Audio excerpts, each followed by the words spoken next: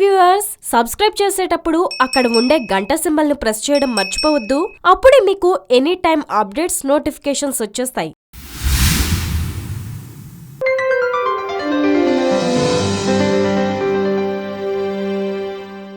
సాధారణంగా బస్టాండ్లో టాయిలెట్లో కంపు కొడితే వాటికి దూరంగా వెళ్ళి నిలబడతాం. అదే రైళ్లలో అయితే అటువైపు వెళ్లడం మానేసి ఊరుకుంటాం. కానీ వేలకు వేలు పోసి టికెట్లు కొనుక్కున్న విమానంలోనే టాయిలెట్లు కంపు కొడితే లోపల ఉన్నవాళ్ళు అసలు భరించే పరిస్థితి ఉండదు.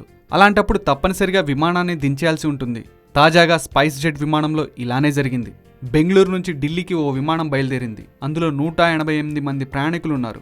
విమానం గాల్లోకి ఎగిరిన కొద్దిసేపటికే టాయిలెట్ నుంచి ఘోరమైన దుర్వాసన వస్తుందని చాలా మంది ఫిర్యాదు చేశారు. కాసేపటికే అది ఇక భరించలేని స్థితికి చేరుకుంది. చివరకు సిబ్బంది కూడా తమ వల్ల కాదని చేతులు ఎత్తేశారు. దాంతో అక్కడ సమీపంలో ఉన్న హైదరాబాద్లోని శంషాబాద్ విమానాశ్రయంలో విమానాన్ని దించేశారు.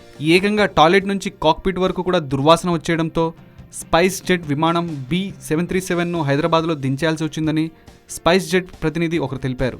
హైదరాబాద్లో ల్యాండ్ అయిన తర్వాత మొత్తం అంతా శుభ్రం చేసి బాగా గాలి ఆడనిచ్చి ఆ తర్వాత విమానాన్ని నడిపించినట్లు వివరించారు.